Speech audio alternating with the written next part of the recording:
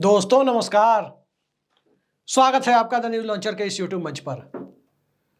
दोस्तों, बिहार की राजनीति में जिस दिलचस्प खेल की बहुत जल्द उम्मीद की जा रही है, वो अब ऐसा लगता है कि वो उम्मीद से भी जल्द कभी भी देखने को मिल सकता है। जी हां, उम्मीद से भी जल्द।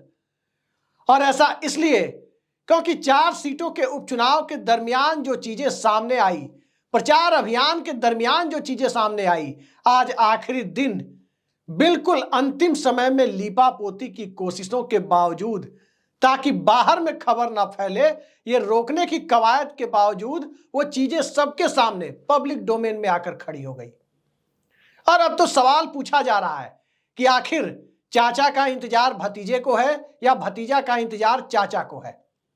बात दोनों एक ही निकलती है। इंतजार कोई भी करे, लेकिन इंतजार का मतलब उस इंतजार की घड़ी के अंतिम दौर में पहुंचने से लेकर होता है। आपने देखा 4 सीटों का उपचुनाव हो रहा है, एक जगह चतुष्कोणीय और 3 जगह त्रिकोणीय मुकाबला हो रहा है। प्रशांत किशोर हर जगह एक फैक्टर बने हुए हैं, कहीं छोटा फैक्टर तो कहीं बड़ा फैक्टर। लेकिन जिस सीट पर प्रशांत किशोर फैक्टर नहीं बने हुए हैं, उस सीट पर बिहार की राजनीति के सबसे उदयमान चेहरे तेजस्वी यादव आखिरी दौर में महज चंद मिनटों के लिए चुनाव प्रचार करने पहुंच रहे हैं। आज प्रचार खत्म हो रहा है। बाकी 3 सीटों पर जहां आरजेडी चुनाव लड़ रही है, वहां तेजस्वी यादव कहीं 1 बार कहीं 2 बार हर जगह हो गए। लेकिन जहां उनकी सहयोगी माले चुनाव लड़ रही है, वहां तेजस्वी यादव अंतिम दौर में सिर्फ खानापूरी के लिए पहुंच रहे हैं। और यह चर्चा बिहार की राजनीति में आम है कि माले और राष्ट्रीय जनता दल के बीच दूरी क्यों है। तो पहली परिस्थितियां यह है कि यह दूरी उसी तरह की दूरी है जिस तरह की दूरी नीतीश कुमार और भारतीय जनता पार्टी के बीच है। बिहार के मुख्यमंत्री नीतीश कुमार की आजकल एक दूसरे युवा नेता, जिनकी वजह से उनकी पार्टी की सब दुर्दशा हो गई, उनसे भी काफी नजदीकी बनी हुई है। और नजदीकी किस लिए, सभी जानते हैं कि तीसरी बार संसद पहुंचने के बाद चिराग पासवान को इस बात का एहसास हो गया कि बिहार की राजनीति में टिके रहने के लिए भारतीय जनता पार्टी से ज्यादा जरूरत नीतीश कुमार की है। खैर, बात आज चिराग पासवान के नहीं कर रहे हैं। भले ही वो एक ही हेलीकॉप्टर से घूमने जा सकते हो नीतीश कुमार के साथ, भले ही चिराग पासवान नीतीश कुमार के लिए पुरानी बातों को भूलकर, जिसमें वो नीतीश कुमार को जेल भेजने तक की बातें करते थे, अब उनके लिए भारत रत्न की मांग का समर्थन करने तक चले आ सकते हो। लेकिन अब बात हम जिनकी कर रहे हैं वो तेजस्वी यादव और उनके चाचा, राजनीति में उनके चाचा कहे जाने वाले लालू यादव के दोस्त नीतीश कुमार की कर रहे हैं। आखिर माले से तेजस्वी यादव की दूरी क्यों बन रही है और नीतीश कुमार से भारतीय जनता पार्टी की दूरी क्यों बन रही है? ये दोनों बातें करीब करीब एक ही पैरामीटर पर रखकर देखने की परिस्थितियां उत्पन्न हो रही है। सभी जानते हैं कि 13 तारीख को, इसी 13 तारीख को, यानी आज से 2 दिन बाद, वक्फ बोर्ड पर जो संसदीय समिति बनी है, जगदम्बिका पाल की समिति, वो पटना पहुंच रही है और वहां अपने प्रतिनिधियों से मुलाकात करेगी और अलग अलग समुदायों की राय जानने की कोशिश करेगी। लेकिन वक्फ बोर्ड की टीम जब पटना पहुंच रही है और संसदीय समिति जब पटना पहुंच रही है, उसी दौर में बिहार की सियासत में नई हलचल जब सामने आए और 13 के 10 दिन 11 दिन बाद यानी 24 नवंबर को पटना में जमीयत की रैली में नीतीश कुमार की शामिल होने और न होने को लेकर खबरें चलने लगे, तो बिहार की सियासत का अंदाजा आप लगा सकते हैं कि दूरियों का कारण कहीं दूसरी जगह नजदीकियों के कारण में कैसे तब्दील होता जा रहा है। तब्दीली का सबसे बड़ा कारण यह है कि नीतीश कुमार की पार्टी जनता दल यूनाइटेड को यह बखूबी पता है कि उसके वोट बैंक में धीरे धीरे करके खुरचन लगाने की कोशिश, सेंधमारी की कोशिश कोई और नहीं, भारतीय जनता पार्टी कर रही है। राष्ट्रीय जनता दल को यह बखूबी पता है कि जिस इलाके में पूरे विपक्ष को बिहार में लगभग एक तरफा जीत मिली, दक्षिण पश्चिम बिहार में, उस इलाके में माले जिस वोट बैंक के बूते आगे बढ़ने की कोशिश कर रहा है, वो राष्ट्रीय जनता दल के बेस इरोजन की कोशिश है, राष्ट्रीय जनता दल की जनाधार को छीनने की कोशिश है। इस बात को तेजस्वी यादव भी समझ रहे हैं, इस बात को लालू यादव भी समझ रहे हैं, इस बात को नीतीश कुमार भी समझ रहे हैं। मतलब मोटे तौर पर यह कहा जा सकता है कि जदयू और राजद, राष्ट्रीय जनता दल और जनता दल यूनाइटेड, दोनों को अपनी अपनी राजनीतिक परिस्थितियों का एहसास है। और एक बात बहुत जिम्मेदारी के साथ मैं कह रहा हूं, हालांकि इस पर कई लोग तरह तरह के कमेंट करेंगे, लेकिन कहना जरूरी इसलिए है क्योंकि राजनीति की वास्तविकताओं को समझने के लिए यह बात बहुत महत्वपूर्ण हो जाती है। दरअसल लालू यादव और नीतीश कुमार, राष्ट्रीय जनता दल और जनता दल यूनाइटेड, ये दोनों एक दूसरे के राजनीतिक हितों के पोषक के तौर पर हमेशा थे, हैं और रहेंगे।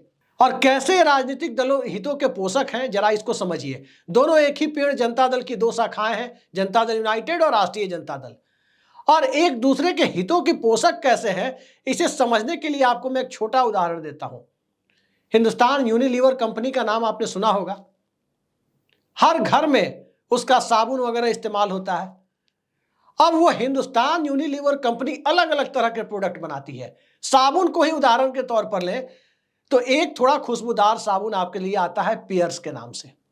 आप देखते होंगे पीला, हरा, अलग अलग कलर में, और उसमें सेंटेड होता है और काफी अच्छा साबुन आता है पियर्स के रूप में। और एक साधारण साबुन भी आता है जिसमें कोई खुशबू वगैरह नहीं होती, लक्स वगैरह के नाम से, लाइफबॉय वगैरह के नाम से। ये सब हिंदुस्तान यूनिलीवर के प्रोडक्ट है। कंपनी क्या कोशिश करती है कि चाहे जैसा भी साबुन लोगों को चाहिए, कस्टमर को जैसा भी साबुन चाहिए, वो हिंदुस्तान यूनिलीवर यानी एक ही कंपनी का साबुन खरीदे। उसे खुशबूदार साबुन चाहिए तो उसी का खरीदे, उसे हाथ धोने के लिए अगर लाइफबॉय चाहिए तो उसी का खरीदे, और उसे अगर साधारण साबुन कोई चाहिए लक्स की तरह तो वो उसी कंपनी का खरीदे। यही अलग अलग प्रोडक्ट एक ही कंपनी के जदयू और राष्ट्रीय जनता दल है, नीतीश कुमार और लालू यादव है। और जब से भारतीय जनता पार्टी आई है ताकत के रूप में, एक बड़ी ताकत के रूप में भारतीय जनता पार्टी ने बिहार की सत्ता के सपने बुनने जब से शुरू किए हैं, तब से लालू यादव और नीतीश कुमार एक दूसरे के हितों के पोषक के तौर पर, जो पहले दबा ढका सा था, वो अब खुल के सामने आने लगा। आप देख सकते हैं कि नीतीश कुमार की सरकार ने छठ पूजा के लिए पटना में कैसे इंतजाम कराए थे। लालू यादव मुक्त कंठ से प्रशंसा कर रहे थे। तेजस्वी यादव बहुत ज्यादा आक्रामक कभी होते नहीं है नीतीश कुमार की सरकार के ऊपर, यह भी लोग देख रहे हैं। और नीतीश कुमार भी तेजस्वी यादव के ऊपर वहीं पर आक्रामक होते हैं जहां उन्हें लगता है कि नहीं, दर्शकों में एक खुल के मैसेज ना चला जाए, बिहार के वोटर्स में एक खुल के मैसेज ना चला जाए कि वाकई लालू यादव और नीतीश कुमार एक है। तो इस मकसद से वो कभी कभी बीच में से गुफा छोड़ देते हैं, कुछ बड़ी बातें कह देते हैं, लेकिन अंदर खाने दोनों एक है। माले की वजह से अपने जनाधार को छींचता हुआ देख तेजस्वी यादव और लालू यादव दोनों चिंतित हैं। आज अंतिम दिन तेजस्वी यादव प्रचार के लिए वहां जाने वाले हैं, तरारी की विधानसभा सीट पर। अब वहां जाए ना जाए, उम्मीदवार, माले के उम्मीदवार यानी इंडिया अलायंस के उम्मीदवार तो यादव ही हैं। लालू यादव के कोर वोट बैंक से आते हैं राजू यादव। तेजस्वी यादव नहीं भी जाएंगे तब भी उन्हें वोट मिल जाएगा। लेकिन ये स्थितियां तो बेलागंज में भी है, जहां तेजस्वी यादव के यानी इंडिया अलायंस के उम्मीदवार यादव हैं।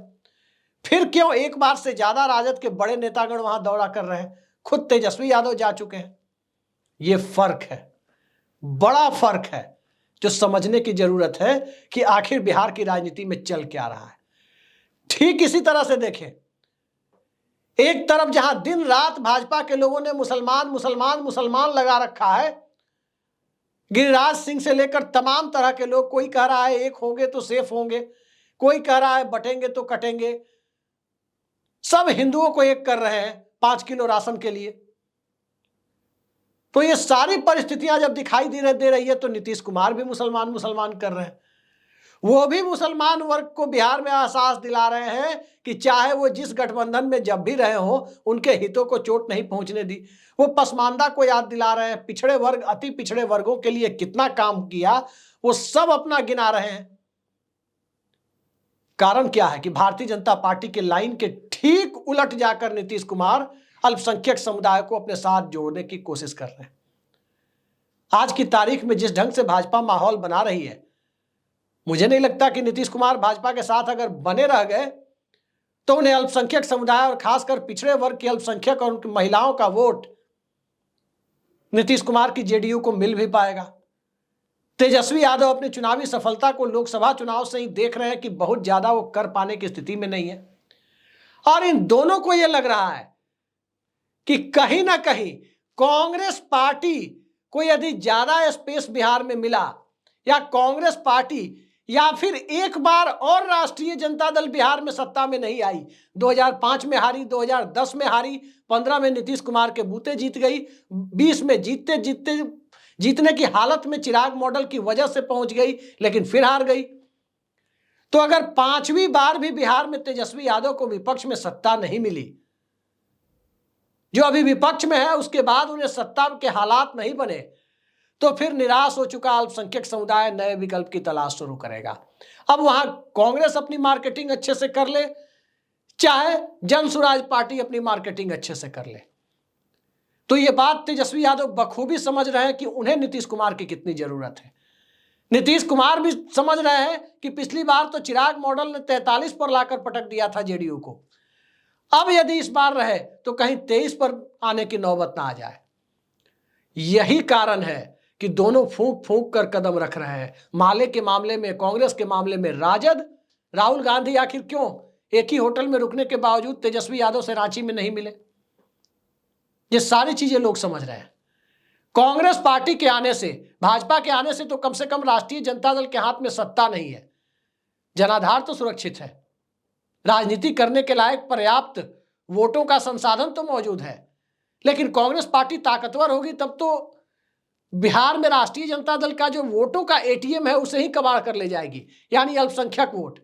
भाजपा के कोटे से सवर्णों को कबाड़ कर ले जाएगी, और नीतीश कुमार के कोटे से महादलितों को कबाड़ कर ले जाएगी। यह बात नीतीश कुमार भी समझ रहे हैं, यह बात लालू यादव भी समझ रहे हैं।